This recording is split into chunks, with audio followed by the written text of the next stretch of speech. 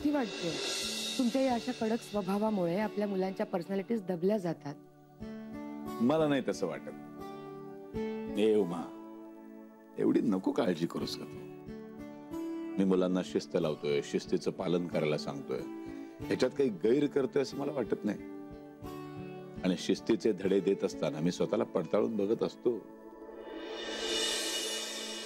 ए उमा, हे बघ, आपलं काम आहे ना, हे बागेतल्या माळ्यासारखं असतं. माळी काय करतो, एक छोटं रोपटं लावतो आणि मग त्या रोपट्याचा मोठा वृक्ष होण्यासाठी त्याच्या कोवळ्या कोवळ्या फांद्या सातत्याने छाटत असतो. बघताना फार विचित्र वाटतं, पण त्या माळ्याला माहित असतं रोपट्याचा मोठा वृक्ष होण्यासाठी त्याच्या कोवळ्या फांद्या सातत्याने छाटणं किती गरजेचं आहे. त्यालाच शिस्त म्हणतात. मुलं जर मोठी व्हावीशी वाटत असतील तर त्यांना योग्य वेळेला शिस्त ही लावायलाच पाहिजे. कळलं? आणि मला वाटतं आपल्या मुलांच्या बाबतीमध्ये मी माळ्याची भूमिका बजावतोय. आणि मला खात्री आहे आपल्या गायत्रीला हे माहिती आहे की मी माळी आहे. ती समजून घेऊ शकते माझ्या मधल्या माळ्याला. हा, पण तुझ्या तेजस बद्दल मात्र मला जरा शंका आहे. वा, हे बरं. म्हणजे गायत्री तुमची आणि तेजस माझा. आता बघा, बाहेरच्या दरवाजाची कडी लावायचा आजचा वार कोणाचा आहे? तेजस. 100% सांगतो, तो नक्की विसरला असणार. हो, एवढी खात्री आहे. आत्ता बघून येतो.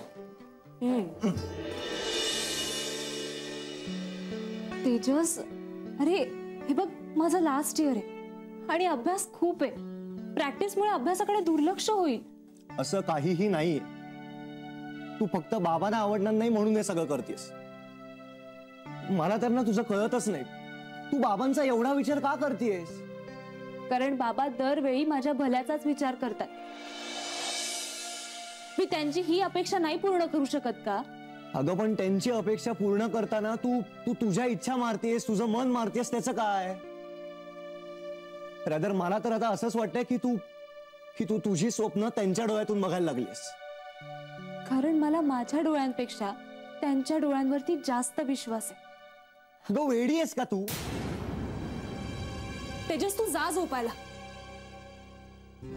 मग माझी शपथ घे आणि सांग की तुला खरंच डान्स कॉम्पिटिशन मध्ये भाग नाही घ्यायचाय. सोड ना. अगं नाही, सांग ना पण तू.